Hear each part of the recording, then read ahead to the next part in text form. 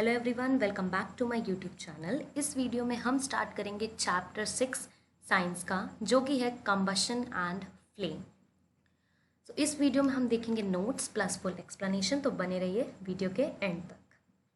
What is combustion? Combustion होता क्या है? चैप्टर का नेम पहले हम वो समझ लेते हैं।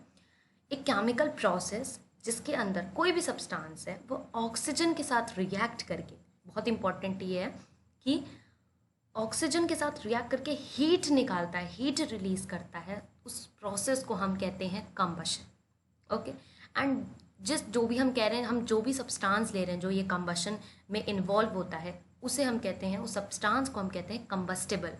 ओके, अब वो जो हम सब्सटेंस ले रहे हैं या फ्यूल जो हम ले रहे हैं वो सॉलिड हो सकता है, लिक्विड हो सकता है, गैस हो सकता है, किसी भी तरीके का हो सकता है। Okay, light is also given off during the combustion either as a flame और एज अ ग्लो। अब जाहिर सी बात है, जब कोई चीज़ जलती है, हीट निकलेगी, तो कोई ग्लो वो प्रोड्यूस कर सकती है या कोई फ्लेम। ओके, जैसे इस फोटो में आप देख रहे हो, आप सबको पता है कि ये हम मैग्नीशियम बर्न कर रहे हैं। तो मैग्नीशियम यहाँ एक सब्सटेंस है जो कि ऑक्सीजन के साथ रिएक्ट करके हीट भी दे रहा है, एंड साथ में यहाँ पर आप देख सकते हो लाइट भी। Okay, the lowest temperature at which substance catches fire is called its ignition temperature. एक लोवेस्ट टेम्परेचर, जैसे ये सब्सटेंस को जलाते हो, जो लोवेस्ट टेम्परेचर होता है सब्सटेंस का, ठीक है, जहाँ वो फायर कैच करता है, उसको आप कहते हो ignition temperature. A combustible substance cannot catch fire or burn as long as its temperature is lower than its ignition temperature. एक सब्सटेंस नहीं जलेगा जब तक उसका टेम्परेचर इग्निशन टेम्परेचर से कम ना हो। Kerosene, oil, would do not catch fire eight their own on their own at room temperature. Kerosene, oil जो होता है या फिर वुड होता है, अगर आप उसको ऐसे ही रख दो, ठीक है, तो रूम टेम्परेचर पे तो वो फायर कैच नहीं करेंगे। ठीक है, उनका एक इग्निशन टेम्परेचर है, उस टेम्परेचर के हिसाब से आप उनको फायर कैच जो बर्न करोगे तभी वो फायर कैच कर पाएंगे। Okay, if the sun, heat and light are produced by the nuclear reaction in the sun. Sun में क्या होता है, जो हीट और लाइट आप देखते हो, तो उसके अंदर बहुत सारे न्यूक्लियर रिएक्शन हो रहे होते हैं। ओके, जैसे आपने देखा होगा हिरोशिमा नागासाकी पे जब अमेरिका ने जब बम फेंका था, तो वो एक्चुअली एक न्यूक्लियर बम था, एंड उसका इफेक्ट आज तक है। तो सन पे तो ऐसे कितने न्यूक्लियर रिएक्शन हर एक सेकेंड होते हैं। तो ये जो आपको हीट मिलती है, ये जो आपको लाइट मिलती है, ये उसी न्यूक्लियर रिएक्शन का है। बस आप तक साउंड क्यों नहीं पहुंच पाती है उस न्यूक्लियर रिएक्शन की? वो इसलिए क्योंकि साउंड को एक मीडियम चाहिए होता है ट्रैवल करने के लिए, एंड अर्थ और सन के बीच में तो वैक्यूम है। ठीक है, कोई मीडियम है ही नहीं। चाहे एयर भी हो सकता है, बट वैक्यूम में तो जाहिर सी बात है एयर नहीं होती, कुछ भी नहीं प्रेजेंट होता। ओके, तो यहाँ पर ये एक मेन डिड यू नो में था, उसको आप यहाँ पर लर्न कर सकते हो। सबसे पहले आग जलाने के लिए तीन चीज़ें बहुत ज़्यादा ज़रूरी होती हैं, ऑक्सीजन, हीट और फ्यूल। ये तीन चीज़, आप फ्यूल कुछ भी हो सकता है, ठीक है, किसी भी प्रकार का हो सकता है, हीट बहुत ज़रूरी है, and oxygen. Okay, the substance which have very low ignition temperature and can easily catch fire with the flame are called inflammable substance. ठीक है, ऐसे सब्सटेंस जिनका इग्निशन टेम्परेचर से अगर उनको लो टेम्परेचर भी आप प्रोवाइड करवाओगे तो वो आसानी से फायर कैच कर लेंगे। ठीक है, जैसे पेट्रोल, अल्कोहल, लिक्विड, एलपीजी, ये सब चीज़ें क्या होती है, बहुत जल्दी आग पकड़ लेती हैं। ठीक है, तो इन सब को हम कहते हैं इनफ्लेमेबल सब्सटेंस, जो बहुत जल्दी फायर कैच कर लेती हैं। There are 3 essential requirement for producing a fire. अगर आपको आग जलानी है, आग लगानी है, तो 3 बहुत ज़रूरी चीज़ें हैं। सबसे पहली चीज़ फ्यूल, दूसरी बात एयर, एयर में और कुछ नहीं आ जाता, ऑक्सीजन अपने आप मिल जाती है। तीसरी चीज़ है heat, to raise the temperature of the fuel beyond the ignition temperature. Heat का मतलब होगा, हीट आपको तब मिलेगी जब आप इग्निशन टेम्परेचर, मतलब इग्निशन टेम्परेचर क्या होता है, लोवेस्ट टेम्परेचर, मतलब हम कह देते हैं कि भाई इतने टेम्परेचर पे कम से कम इतने टेम्परेचर पे तो ये चीज़ आग पकड़ लेगी। तो इससे ज़्यादा टेम्परेचर आप प्रोवाइड करोगे तब आपको हीट दिखेगी, हीट फील होगी actually. How do we control fire? कैसे हम फायर को कंट्रोल करें? Fire can be control by removing one और मोर ऑफ दीज रिक्वायरमेंट। जाहिर सी बात है, अगर ये 3 चीज़ें फायर लगा सकती हैं, तो अगर आप इन 3 चीज़ों में से कोई एक चीज़ भी हटा दो, ठीक है, कॉन्टैक्ट हटा दो, तो फायर जाहिर सी बात है बुझ जाएगी। Okay, the job of the fire extinguisher is to cut off the supply of air और to bring down the temperature of the fuel और बोथ। ठीक है। तो जो फायर एक्सटिंग्विशर होते हैं उनका काम यही होता है, वो किसी एक चीज़ की सप्लाई कट कर देते हैं। कभी कभी वो एयर की सप्लाई कट कर देते हैं वाटर प्रोवाइड करके, या फिर टेम्परेचर भी ब्रिंग डाउन कर देते हैं, ठीक है, टेम्परेचर नीचे लेकर आते हैं। आपने पढ़ा इग्निशन टेम्परेचर से ज़्यादा टेम्परेचर चाहिए, तो टेम्परेचर कूल डाउन कर देते हैं। ओके, या दोनों काम करते हैं। वाटर इज़ कॉमनली यूज्ड, ये क्वेश्चन आता है कि कैसे हम फायर को कंट्रोल कर सकते हैं। तो वाटर बहुत ज़्यादा कॉमनली यूज़ किया जाता है फायर्स को कंट्रोल करने में। ओके, लेकिन डिफरेंट तरीके की फायर होती हैं, आग जलती हैं, जैसे कोई शॉक की वजह से भी होता है। ओके, तो जो आग शॉक की वजह से लगी हो, इलेक्ट्रिकल शॉक की वजह से, या ऑयल वगैरह चीज़ आपने किसी फ्यूल पे, गैस पे उसकी वजह से कोई आग लगी हो, तो वाटर से आप नहीं बुझा सकते। ओके, अब वाटर करता क्या है? Water cools the combustible material, जो भी कंबस्टिबल मटेरियल है या जो टेम्परेचर है उसको नीचे ले आता है, जो इग्निशन टेम्परेचर होता है उससे नीचे ले आता है। इससे आपका जो आग लगी हुई है वो थोड़ा सा कम हो जाती है, स्प्रेड नहीं हो पाता बल्कि। Okay, water vapour also surround the combustible material helping in cutting of the supply of air, so the fire is extinguish. अब जैसे वाटर वेपर भी दोनों चीज़ों में हेल्प करते हैं, टेम्परेचर भी कूल डाउन कर लेते हैं एंड जो एयर की सप्लाई है उसको भी कम कर देते हैं। इस तरीके से आग बुझती है। ये चीज़ें आप, ये 3 पॉइंट्स है जो कि आप रिमेंबर रख सकते हो, ये क्वेश्चन पूछा जाता है। ओके, डिड यू नो देख लेते हैं। During extreme heat of summer at some places dry grass catches fire from the grass, it spread to trees and, तो ऐसा होता है कि जहाँ पर बहुत गर्मी पड़ती है समर में, तो जो घास होती है वो सूख जाती है। ओके, तो वो सूखी घास क्या होता है, उसमें फायर आग लग जाती है एंड धीरे धीरे ये ट्रीज धीरे धीरे पूरे फॉरेस्ट पे फैल जाती है, तो और बहुत डिफिकल्ट हो जाता है कंट्रोल करना ऐसी फायर को। ओके, अब टाइप्स ऑफ कंबशन देख लेते हैं, ठीक है। Gases burns rapidly and produces a heat and light. Such combustion is known as a rapid combustion. Substance like phosphorus which burn in the air at a room temperature. phosphorus के बारे में तो आपने पढ़ा ही होगा, ठीक है। पिछले चैप्टर्स में मेटल्स एंड नॉन मेटल्स में उसकी भी वीडियो है नोट्स की, आप जाके देख सकते हैं, एंड प्लस उसके क्वेश्चन आंसर्स हैं, most important question answers. Okay, तो फोस्फोरस क्या होता है, जैसे ही हवा में लेकर आओ जल्दी से आग पकड़ लेता है, मतलब 1 सेकंड भी नहीं लगता। ओके, तो ऐसे गैसेस या फिर ऐसे सब्सटेंस जो कि बहुत जल्दी जल जाते हैं एंड हीट एंड लाइट भी प्रोड्यूस करते हैं, तभी तो हम उसको कंबशन बोल रहे हैं, क्योंकि हीट और लाइट निकलना बहुत ज़रूरी है। ओके, ऐसे को हम रैपिड कंबशन बोलते हैं, एंड इसके एग्जाम्पल में आप लिख सकते हो phosphorus. A material suddenly burst into flame without the application of any apparent cause is called the spontaneous combustion. अब एक मटेरियल जो है अचानक से उसमें जो है फ्लेम आग से पकड़ लेती है, ठीक है, मतलब उसका कोई कॉज नहीं है, कोई एप्लीकेशन नहीं है, जस्ट स्पॉन्टेनियसली वो आग पकड़ ली। अब जैसे एग्जाम्पल से हम इसको समझते हैं। When a cracker is ignited, a sudden reaction take place with the evolution of heat, light and sound. जब आप एक क्रैकर को जलाते हो, ठीक है, तो वो कब जल जाए हमें नहीं पता, ठीक है, अचानक से उसमें बर्स्टिंग होती है, आवाज़ आती है, ठीक है। इसका ये एप्लीकेशन ये है कि साउंड आना, बट अचानक से सडनली वो बर्स्ट होता है एंड उसमें से फ्लेम, हीट और लाइट दोनों निकलती है। ऐसे रिएक्शंस को हम स्पॉन्टेनियस कंबशन बोलते हैं। इसमें आप क्रैकर का एग्जाम्पल याद रखना। A larger amount of the gas formed in the reaction is liberated is called explosion. अब ऐसे पटाखे भी होते हैं जिनमें बहुत ज़्यादा जो है गैस निकलती है, यहाँ पर गैस की बात की जा रही है, लार्ज अमाउंट ऑफ गैस, ठीक है, यहाँ हीट और लाइट का उतना नहीं बात किया जा रहा है, गैस जिसमें निकलती है ऐसे रिएक्शंस में उसको हम कहते हैं एक्सप्लोजन। ये थर्ड टाइप का कंबशन है। Explosion can also take place if pressure is applied on the cracker. अगर आप क्रैकर पे बहुत ज़्यादा प्रेशर अप्लाइड करते हो तो भी वो बर्स्ट करके बहुत ज़्यादा गैस रिलीज कर सकता है। ओके, डिड यू नो देख लेते हैं। Spontaneous combustion of the coal dust has related in many disasters fire in the coal mines. Coal mines में इसकी वजह से बहुत ज़्यादा जो है आग लगी है, and just because of the crackers only. Spontaneous forest fires are sometimes due to the heat of, अचानक से जब कभी lightning strike होती है या बहुत ज़्यादा heat बढ़ जाती है तो अचानक से जो है forest वगैरह में आग लग जाती है। However, most forest fires are due to the carelessness of the human being. It is most important to remember that the campfire must be completely extinguished before leaving a forest.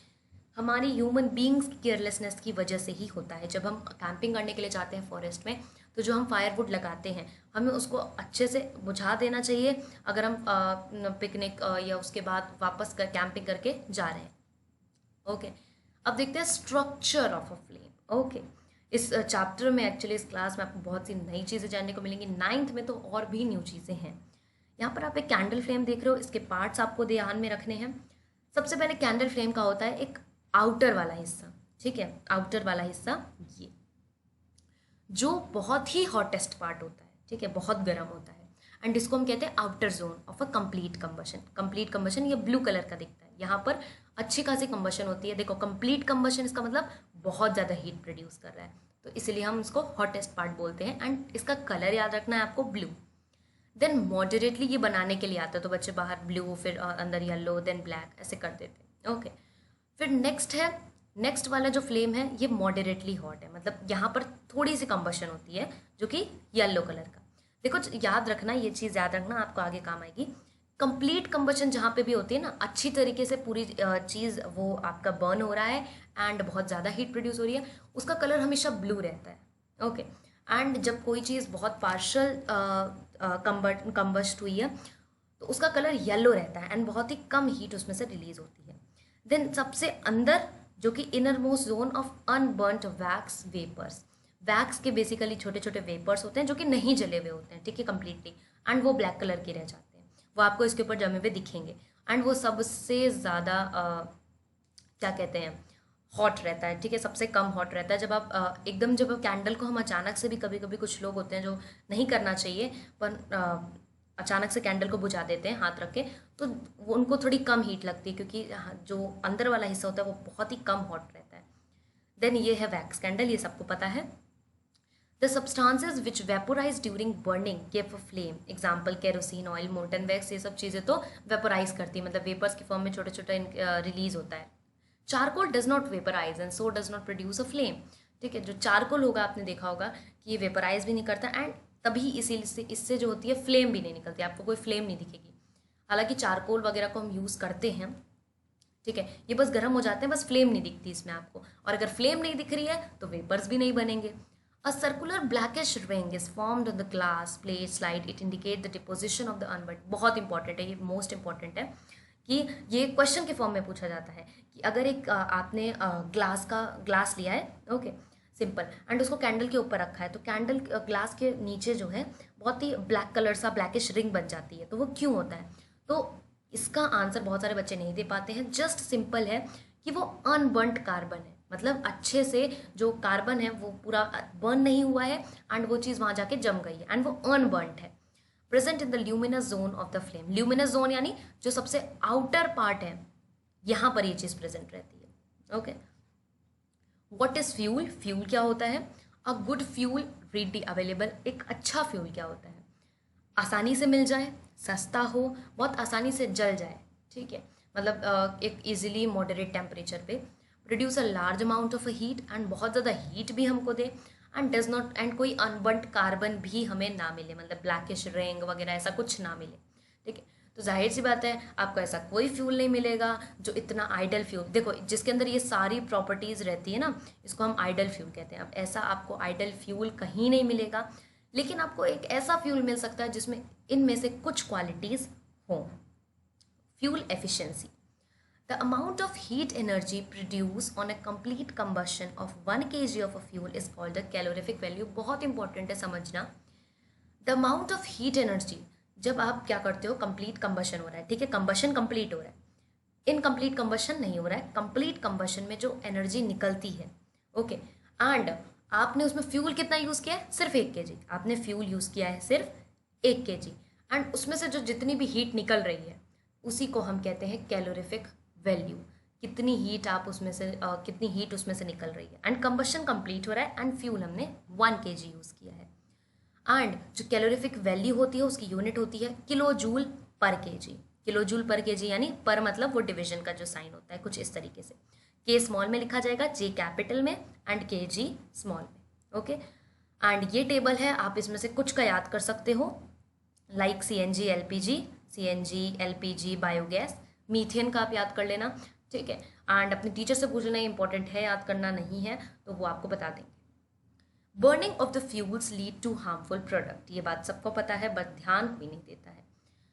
जब आप कोई चीज़ जलाते हो तो बहुत ज़्यादा पोल्यूशन होता है, तो किस टाइप का पोल्यूशन होता है, क्या कॉज करता है, क्या बीमारियां होती हैं, वो हम देखते हैं। सबसे पहली चीज़ कार्बन फ्यूल्स हो गए, जैसे वुड हो गया, कोल हो गया, पेट्रोलियम होगा, ये सब चीज़ें अनबर्न कार्बन के छोटे छोटे पार्टिकल्स रिलीज करती हैं। आप जैसे कोयला जला रहे हो या चारकोल आपने बर्न किया है एंड आप उसी के सामने बैठ के हाथ सेक रहे हो, तो ये छोटे छोटे अनबर्न कार्बन के पार्टिकल्स रिलीज करती हैं, जो कि अगर आपके बॉडी के अंदर जाएं तो ये बहुत रेस्पिरेटरी डिजीज कॉज कर सकते हैं, जैसे कि अस्थमा।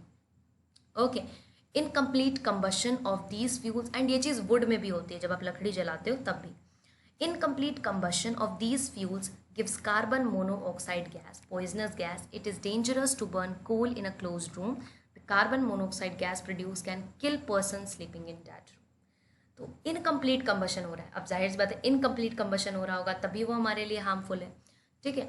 तो अगर कहीं इनकम्प्लीट कंबशन, अब इनकम्प्लीट कंबशन होगा क्यों, ठीक है, तो कुछ ऐसी चीज़ें होती हैं जैसे चारकोल होता है, अगर आप उसको जलाओ तो वो पूरी तरीके से नहीं जल पाता है, ठीक है, तो इसीलिए तभी आप गैसेस को जलाते हो, ठीक है, आप CNG LPG ये सब चीज़ें यूज़ करते हो। ओके, तो जब चारकोल को जलाते हो तो ये कार्बन मोनोऑक्साइड गैस रिलीज करता है, जो कि बहुत पॉइजनस गैस होती है। एंड अगर स्पेशली आपको कभी भी कोयले को और या फिर चारकोल को अपने बंद रूम में नहीं जलाना चाहिए। ओके, कोल को बेसिकली नहीं जलाना चाहिए, क्योंकि इसमें से जो कार्बन मोनोऑक्साइड गैस निकलती है ये एक पर्सन को किल कर सकती है जो कि उस रूम में सो रहा हो, ठीक है, यहाँ पर ये पॉइंट हाईलाइट कर लीजिए। एंड कार्बन मोनोऑक्साइड गैस बहुत ही पॉइजनस गैस होती है। कंबशन ऑफ, ये वन वर्ड में पूछा जा सकता है, इसके भी क्वेश्चन आंसर्स आप देख सकते हैं, very short, short and long. Combustion of the most fuels release CO2 in the environment, increase concentration of CO2 in the air, global warming हो सकती है। अब जैसे कुछ आप बोलोगे ऐसे बहुत सारी चीज़ें होती है जो कंप्लीट कंबशन करती है, ठीक है, कोई अनबर्न कार्बन पार्टिकल नहीं रिलीज करती है, तो लेकिन वो CO2 तो रिलीज करती है ना, जो कि बहुत ज़्यादा हार्मफुल होता है एंड ग्लोबल वार्मिंग भी कॉज कर सकता है। The use of the diesel and petrol as a fuel in the automobiles is being replaced by the CNG, compressed natural gas। ये आप हर चैप्टर में पढ़ते हो, पिछले चैप्टर में भी पढ़ा था कि डीजल एंड पेट्रोल की जगह अब से हम अपने ऑटोमोबाइल्स में CNG का इस्तेमाल करते हैं, क्योंकि CNG बहुत ही क्लीनर फ्यूल होती है, आपने पिछले चैप्टर में पढ़ा होगा, एंड बहुत ही लेस पोल्यूटिंग होती है। ओके, एंड बहुत कम जो है हार्मफुल प्रोडक्ट्स ये रिलीज करते हैं, बहुत small amount. CNG is a cleaner fuel. तो इसका क्वेश्चन आता है, अगर आप 5th चैप्टर आ रहा है तो उसमें से आता है कि CNG को क्यों क्लीनर फ्यूल कहते हैं, because CNG produces the harmful product in a very small amount. Did you know देख लेते हैं। Global warming is the rise in the temperature of the atmosphere of the earth. बहुत important है ये global warming की definition, कि जब अर्थ पे टेम्परेचर बढ़ जाता है, ठीक है, आपको बहुत टेम्परेचर बढ़ना मतलब गर्मी हो जाती है, this result among the other things in the melting of the polar glaciers. Glaciers melt करते हैं जिसकी वजह से फ्लड आ सकता है, सी लेवल बढ़ सकता है। ओके, कोस्टल एरियाज में स्पेशली फ्लड आ सकता है। लो लाइंग कोस्टल एरिया में even permanently submerged under the water. ऐसे कोस्टल एरिया जो कि ऑलरेडी लो लाइंग है, ठीक है, एंड साथ में उनके सी है, अटैच्ड कुछ है, तो वो पानी में भी समा सकते हैं। ओके, इस वीडियो के लिए इतना ही। आई होप आपको चैप्टर समझ आया होगा। अगर आपको कोई टॉपिक अच्छे से नहीं समझ आ रहा है तो आप उसको वीडियो जो है बैक करके आप देख सकते हैं, एंड इस वीडियो के क्वेश्चन आंसर्स भी देख सकते हैं। एंड जितने भी चैप्टर है क्लास 7, क्लास 8 और क्लास 8 सोशल साइंस, वो आपको प्लेलिस्ट में मिल जाएंगे। Class 8 science, class 7 science, class 8 social science इस नाम से हैं, बहुत बच्चों को नहीं मिल पाते हैं। एंड ये सेशन आई होप आपके लिए हेल्पफुल होगा। So thank you very much, मिलेंगे नेक्स्ट वीडियो में।